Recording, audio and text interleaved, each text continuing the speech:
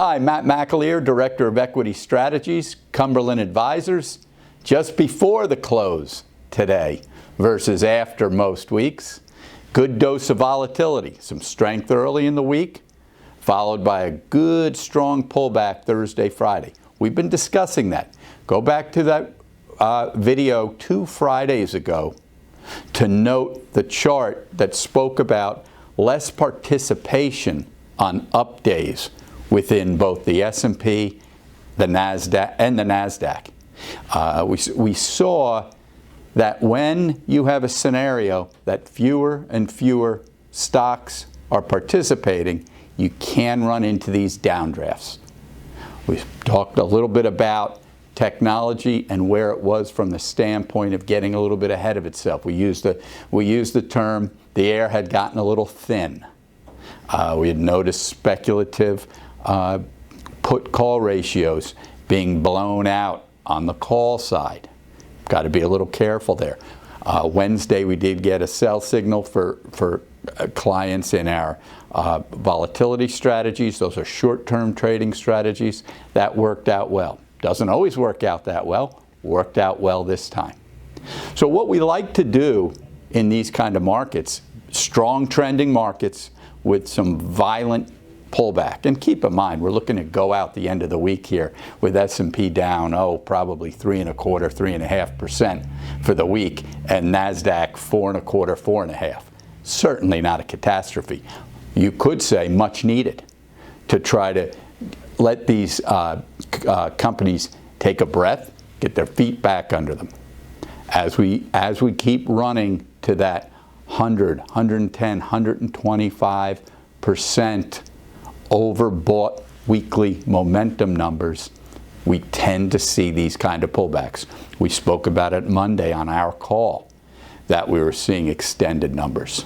So how are we handling this? We do have cash at certain levels, anywhere from 10, 12, 14% currently after the sale on Wednesday in the U.S. portfolio.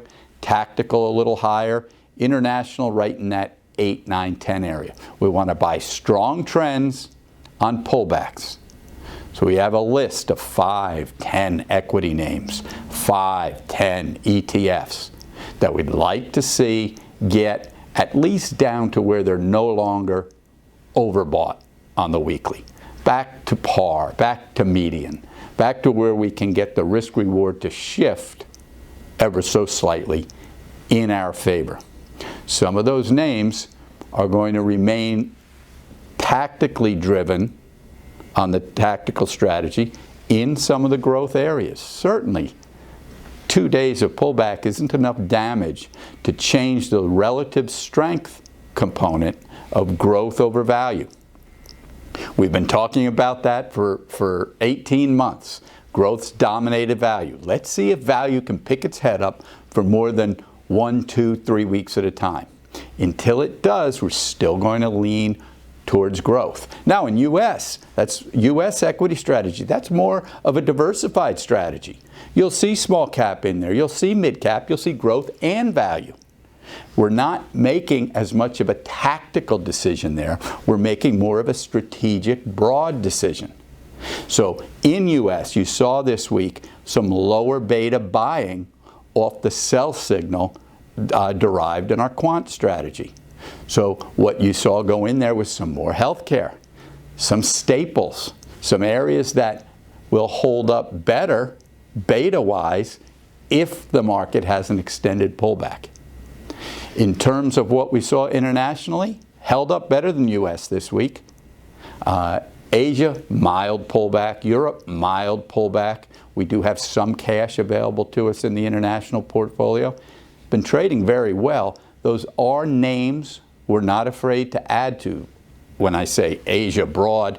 South Korea in Asia. Japan has traded well after a 25-year nap. China, whether you agree or disagree politically with U.S. China, we have to at least look at it as an index of companies and try to analyze risk-reward scenarios there. So we'll continue to do that. John Mousseau will be on with a fixed income update. Had an impressive employment report. Things seem to be heading in the right direction economically. Again, we don't trade the economy, we trade securities. One doesn't fall in line with the other, but we always want to analyze what each are doing. Have a great Labor Day weekend. Kentucky Derby, first Saturday in September. Something you'll hopefully never hear again. See you next week. Hi, I'm John Mousseau. I am the President and CEO of Cumberland Advisors and Director of Fixed Income. It is Friday afternoon on September 4th. We're heading into a Labor Day weekend. We hope all of you have a great Labor Day weekend. This week in bonds, ended the week 10-year, basically down 3 ticks, 30-year down 7 ticks for the week. But the real story was they were up 6 and 7 basis points today alone, really reflecting good numbers today. What you saw today were a follow through to the better than expected initial jobless claims earlier in the week that were under 1 million. Today, unemployment down 8.4%. That compares to expectations of about 9.8 and last month at 10.2. So we were back to single digits. Lots of work left to be done. Certainly a challenge going forward, for the economy to get to those lower numbers. Things that we're looking at also, muni yields up a little bit this week. Probably third week in a row with slightly higher yields. This could be expected. They got very low. We saw at the beginning of the week have a Barron's article on municipal credit, a concerning piece talking about the challenges ahead. And there are challenges ahead. But you wouldn't know it from the net low yields that was in the muni markets from the great rebound that market has seen this summer. So we think some of this is just backing and filling. We do expect to see another bill from Congress at some point.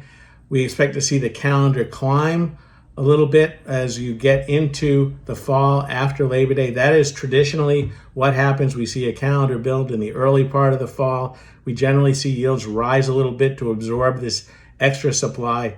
And then as we get towards the end of the year, of course, we have the big months of December and January, which is a big rollover period. So there's nothing that suggests that it won't be the same thing this year. Clearly, there's more pandemically affected parts of the municipal bond market that need repair, and they're going to slowly do that. And of course, the magic wand here is if you get a vaccine, it changes the perception of growth rates going forward.